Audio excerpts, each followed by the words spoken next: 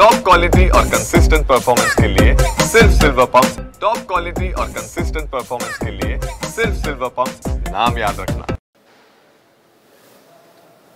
काल सकाळी देशाचे सांस्कृतिक मंत्री माननीय शेखावतजींची माझी भेट झाली। खऱ्या अर्थाने जे जागतिक वारसा स्थळात आपले 12 जे किल्ले आलेले आहेत शिवाजी महाराजांचे, हे जागतिक वारसा स्थळामध्ये यावेत म्हणून माझा 2015 पासून प्रयत्न होता आणि त्याचं रूपांतरच हे झालं की जागतिक वारसा स्थळामध्ये सरकारच्या वतीनं त्यांनी विनंती केली की नामांकित व्हायला पाहिजे। ते नामांकित झाले, याबद्दल मी सरकारचं अभिनंदन सुद्धा केलं। पण हे सगळं होत असताना त्यांना मी हेही सांगितलं की ह्या 12 किल्ल्यांमध्ये शास्त्रोक्त पद्धतीने आणि युनेस्कोच्या गाईडलाईन्सप्रमाणे जर कुठल्या किल्ल्याचं संवर्धन आणि जतन जर होत असेल तर ते दुर्गराज रायगड किल्ल्याचं संवर्धन जत होत आहे। बाकी कुठल्या किल्ल्यांचं अजूनही चालू नाही आहे। पण रायगड किल्ल्याचं सुद्धा संवर्धन जतन होत असताना रायगड प्राधिकरणाला इतक्या अडचणी आहेत आणि या अडचणीच्या समोर जात असताना आमच्याकडे कोणीही लक्ष देत नाही, हे सांगण्यासाठी मी त्यांना विनंती केली आणि त्यांनी हा विषयची ग्रॅव्हिटी पाहून त्यांनी ताबडतोब संध्याकाळी त्यांच्या भवनमध्ये मीटिंग लावली। त्यामध्ये सांस्कृतिक विभागाचे सचिव सुद्धा होते, पुरातत्व खात्याचे डायरेक्टर जनरल ASIचे प्रमुख ते होते, जॉईंट डायरेक्टर जान्हवीसुद्धा होते आणि चांगल्या पद्धतीने सकारात्मक दृष्टिकोनातून मीटिंग झाली। त्या मीटिंगमध्ये मी त्यांना सांगितलं की रायगड किल्ल्याला 606 कोटी किल्ला आणि परिसर हे पैसे मंजूर झालेले आहेत आणि दुर्गराज रायगड किल्ल्याच्या बाबतीत बोलायचं म्हटलं तर साधारण 130 ते 137 कोटी रुपये मंजूर झालेले आहेत आणि ते 130-137 कोटीमध्ये पुरातत्व खात्याला आम्ही 11 कोटी रुपये दिलेले आहेत आणि त्या 11 कोटी रुपयेमध्ये ह्या 5 वर्षात ते पैसे सुद्धा त्यांनी संपवले नाहीत। मग कशा पद्धतीने आपण हा संवर्धन जतन करायचा म्हणून ह्या संदर्भात मीटिंगमध्ये चर्चा झाली। त्यामध्ये प्रामुख्याने 7 मुद्दे हे मला आपल्याला मुद्दाम सांगायचे। ते 7 मुद्द्यापैकी पहिला मुद्दा हा होता की ज्या पद्धतीने संवर्धन तिथं होणार आहे त्यामध्ये कोर भाग म्हणजे सगळ्या बालेकिल्ल्याच्या परिसरातला प्रामुख्याने भाग जो कोर एरिया आहे, प्रमुख भाग आहे, तो पुरातत्व खातं करणार आणि बाकीचा कोर भाग सोडून जो भाग आहे तो पेरिफेरीला ज्याला आपण म्हणतो बाउंड्रीच्या दृष्टिकोनातून तो रायगड प्राधिकरणाच्या वतीनं स्पेशल सेलच्या माध्यमातून होणार। मी त्यांना सांगितलं की ह्या 3 वर्षात 19 प्रस्ताव आम्ही दिलेले आहेत आणि ते 19 प्रस्तावामध्ये 3च प्रस्ताव त्यांनी मंजूर केलेले आहेत, 16 प्रस्ताव अजून मंजूर झालेले नाहीत। त्यांनी ताबडतोब निर्णय घेतला, सचिवांनी DG ASIना सांगितलं एका आठवड्यात हे 16 प्रस्ताव मंजूर व्हायला पाहिजेत आणि ऑगस्टमध्ये त्यांचं काम सुरू व्हायच्या दृष्टिकोनातून आपण निर्णय घ्यायला पाहिजे। दुसरा मुद्दा आम्ही त्यांच्या पुढं मांडला की राजमाता जिजाऊंचा जो वाडा आहे आजपर्यंत तिथं संवर्धन जतन 1% सुद्धा तिथं झालेलं नाही। एक तर त्यांनी करावं नाही तर त्यांनी आम्हाला करायला द्यावं आणि म्हणून हा लक्षात घेतात ते सुद्धा त्यांना इन्स्ट्रक्शन्स देण्यात आले की लवकरच्या लवकर तुम्ही तिथं तुम्ही इम्प्लिमेंटेशन होणं गरजेचं आहे, कारण का साधं तिथं काही 1% सुद्धा काम झालेलं दिसत नाही। दुसरं त्यांना मी सांगितलं की बघाशी सांगितल्याप्रमाणे नुसते 11 कोटी रुपये हे 5 वर्षात खर्च झालेले आहेत। हे कोणाचे? पुरातत्व खात्याचे, आम्ही जे पैसे त्यांना दिले प्राधिकरणाच्या वतीनं।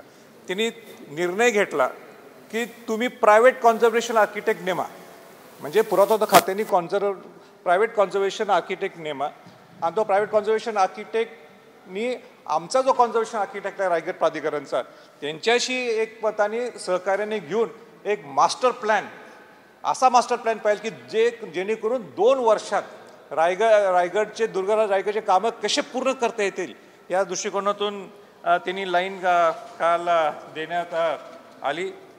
तिथं आम्ही त्यांना आणि सांगितलं की रायगड प्राधिकरणच्या वतीनं सॅटेलाईटच्या माध्यमातून आणि लिडारच्या माध्यमातून आम्ही सर्वेक्षण केलेलं आहे आणि त्या सर्वेक्षणमध्ये दिसून आलेलं की आजही दुर्गराज रायगड किल्ल्यावर 350हून छोटे मोठे साईट्स मॉन्युमेंट्स हे तिथं तुम्हाला पाहायला मिळतात आणि ह्यातले नुसते 7-8 एक नाही 10 ह्या 3-4 ह्या 5 वर्षात एक 10 साईट्सच 10 मॉन्युमेंट्सच 10 वास्तूंचंच नुसतं उत्खनन पुरातत्व खात्याच्याकडनं झालेलं आहे. या गतीने जर आपण गेलो तर केव्हा पूर्ण करणार आहोत?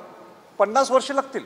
आणि म्हणून त्याला करून देत त्याच्याबरोबर रायगड प्राधिकरणला सुद्धा आम्हाला डेब्रिस क्लिअरन्स असेल किंवा उत्खनन करण्यासाठी त्यांच्या गाईडलाईन्स कराने आम्हाला द्यावं त्यासाठी सुद्धा त्यांनी सकारात्मक प्रतिसाद दिला आणि त्यांनी सांगितलं हो निश्चित आपण त्याच्यावर लक्ष घालू की दोन्ही मिळून आपण कसं हे उत्खनन किंबहुना डेब्रिस क्लिअरन्स करता येईल ह्या दृष्टिकोनातून सुद्धा तो सकारात्मक निर्णय झाला. दुसरा महत्त्वाचा मुद्दा मी त्यांच्या पुढं मांडला की जो बाले किल्ला आहे जिथं शिवाजी महाराजांना छत्रपती ही म्हणजे पदवी बहाल करण्यात आली त्या राज सदनमध्ये सुद्धा नाना आपला दगारखान आहे. एकमेव वास्तू आहे आज आपल्याकडं जी आज आपल्याला पाहायला मिळते. ते जर आपण ती वास्तूचं संवर्धन जतन नाही केलं तर उद्या वास्तूला काही होऊ शकते. किंबहुना तिथं मनोरे आहेत इतके सुंदर मनोरे आहेत या 50-60 वर्षात तितकं पडझड व्हायला लागलेली आहे.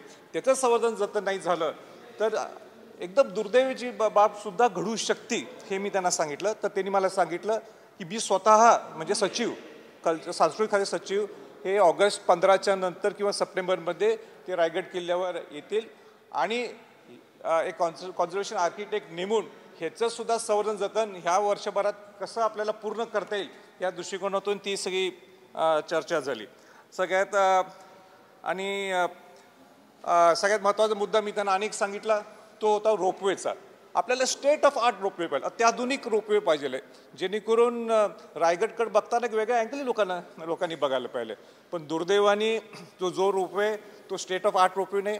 मग त्यावेळी मंत्री महोदयांनी सांगितलं सचिवांनी सांगितलं हा विषय आम्ही ताबडतोब राज्य सरकारशी बोलतो मुख्यमंत्री महोदयांशी बोलतो आणि आपल्याला या एका महिन्यात नवीन रोपवेच्या बाबतीत किंबहुना लोकांची सोय चांगली होण्याच्या दृष्टिकोनातून आपण तो निर्णय घेऊ असं एक मोठा निर्णय सुद्धा कालच्या सांस्कृतिक खात्याचे मंत्री आणि सांस्कृतिक खात्याचे सचिव यांनी घेतला.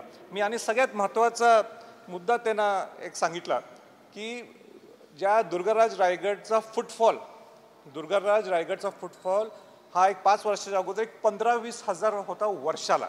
आता तो 10 ते 12 लाख लोक वर्षाला येतात. मग राज्याभिषेक सोहळ्याच्या माध्यमातून असेल किंबहुना त्यांच्या स्मृतिदिन किंवा पुण्यतिथीच्या माध्यमातून असतील वर्षभरात शिवभक्त येत असतात शाळेतले मुलं येत असतात. एवढा फुटफॉल वाढला आहे आणि विकास हे होणं अपेक्षित आहे. म्हणजे हे कुठं विकास मी म्हणतो किल्ल्याच्या खाली विकास होणं गरजेचं आहे आणि विकास व्हायला लागलेला आहे पण तो अनियोजित विकास व्हायला लागलेला आहे. त्याचं विद्रोपी पण सुद्धा तुम्हाला तिथं पाहायला मिळते. तिथं कसलंही नियोजन नाही आहे. कुठंही इतिहासाला साजेल तसा विकास होत नाही आहे. म्हणजे नवीन हॉटेल्स असतील नवीन राहायची सोय असेल त्या लोकांची काही चूक नाही आहे पण त्यांना कुठेतरी एक गाईडलाईन आपण द्यावं लागणार आहे. राज्य शासनाने सुद्धा एक गाईडलाईन तिथं आणायला पाहिजे. मुख्यमंत्री महोदयांची सुद्धा माझी सविस्तर ह्या बाबतीत चर्चा झालेली आहे. ते सुद्धा लवकर मीटिंग लावतो म्हटलेत. काल सांस्कृतिक खात्यानं सांगितलं की 100 मीटरच्या आत तिथं अनेक असे बांधकाम सुरू झालेले आहेत. उद्या त्या रायगड किल्ल्याला नुकसान झालं त्याला जबाबदार कोण असणार आहे? त्या म्हणजे नवीन बांधकाम करत असताना किल्ल्याच्या पायथ्याला सगळं उत्खनन सगळं चालू आहे. तिथं JCB आलेले आहेत. आता हे जर अशाच गोष्टी जर चालू राहिल्या ह्याला जबाबदार कोण असणार आहे? ह्याला उत्तर रायगड प्राधिकरणच्या अध्यक्ष नात्याने मी काय द्यायचं? आणि म्हणून त्यांनी सुद्धा सांगितलं हा फार विषय गंभीर आहे आणि म्हणून राज्य सरकारशी सुद्धा ज्यावेळी मीटिंग असेल मुख्यमंत्र्यांच्या बरोबर त्यावेळी आम्हाला सुद्धा सांगा आम्ही सुद्धा त्या मीटिंगला येऊ जेणेकरून जॉईंट एफर्टने राज्य सरकारच्या माध्यमातून असेल किंबहुना केंद्र सरकारच्या माध्यमातून असेल जेणेकरून नियोजित विकास व्हायला पाहिजे. पण नियोजित विकास इतिहासाला साजेल किंवा इतिहासाला धरून जर विकास होत असेल तर आम्ही सुद्धा सकारात्मक रायगड प्राधिकरणच्या अध्यक्ष या नात्याने मी सुद्धा सकारात्मक ह्या दृष्टिकोनातून आहे. आणि एवढी चांगली मीटिंग झाली. एकच विषय होता की माझी फार इच्छा होती त्याला मी सांगितलं ती शिवभक्तांची इच्छा आहे की ज्या राज सदरवर शिवाजी महाराज छत्रपती झाले त्या ठिकाणी आपण थोडंफार रिस्टोर म्हणजे आपल्याकडे थोडे एव्हिडन्स आहेत की जेणेकरून आपण लाकडी खांब किंवा खापऱ्या आपण तिथं लावू शकतो, जेणेकरून एक भव्यता त्याला येईल. तर त्याविषयी ते एवढंच म्हटले की ते कायदा काय म्हणतो, कायदा कसं बसवता येईल ह्याचा आम्ही अभ्यास करतो आणि ह्याचा अभ्यास करून हा शेवटच्या मुद्द्यावर राजसंदर्भ पुनर्बांधणी म्हणा किंवा ते रिस्टोरेशन म्हणा, त्याला आपण जतन म्हणू म्हणा, तर हे कसं करता येईल या दृष्टिकोनातून आम्ही लवकरचे लवकर निर्णय घेऊ. म्हणजे तो एकच पॉईंट होता, त्याच्यावर ते म्हटले आम्हाला थोडा वेळ पाहिजे. बाकी सगळे मुद्दे त्यांनी काल क्लिअर केले.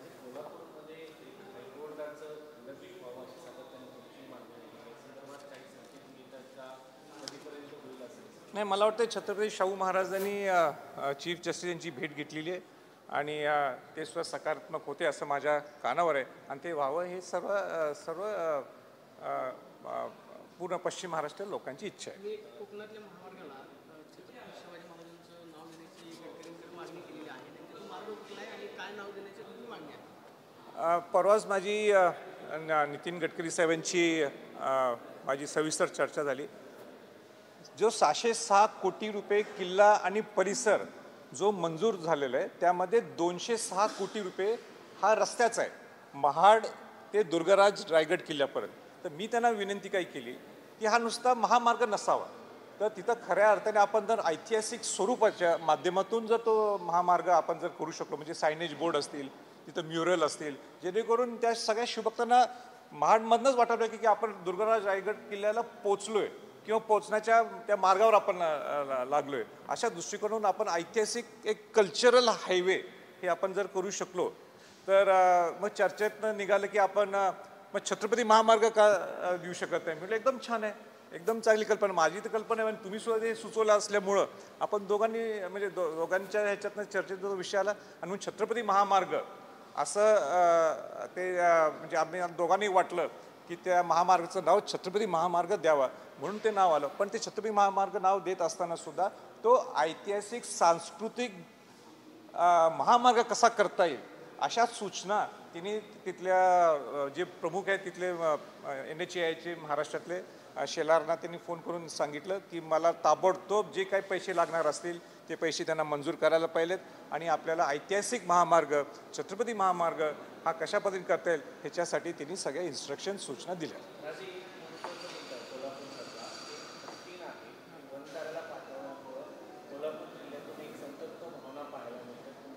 नाही, माझं सुद्धा स्पष्ट मत आहे की हा नियम नुसतं कोल्हापूरच्या लोकांसाठी का केलेला आहे. असे अनेक ठिकाणी आज हत्ती तिथं पाळले जातात. केरळमध्ये गेलं तर कितीतरी हत्ती तुम्हाला पाहायला मिळतात. मग हा निर्णय इथं कसा लावला, आता कोर्टाने निर्णय दिल्यामुळे आम्हाला काय बोलता येत नाही, पण लोकांच्या भावना सुद्धा समजून घेणं गरजेचं आहे. आणि चांगला हत्ती होता, लोकांच्या भावना त्या हत्तीशी एवढ्या जोडल्या होत्या. तर मला असं वाटतंय की हायकोर्टाचा म्हणजे कोर्टाचा निर्णय असला तरी सरकारने ह्याच्यात लक्ष घालायला पाहिजे, जेणेकरून तो हत्ती परत आपल्याला त्या गावातल्या लोकांना त्या ग्रामस्थांना आपण कसा देऊ शकतो परत.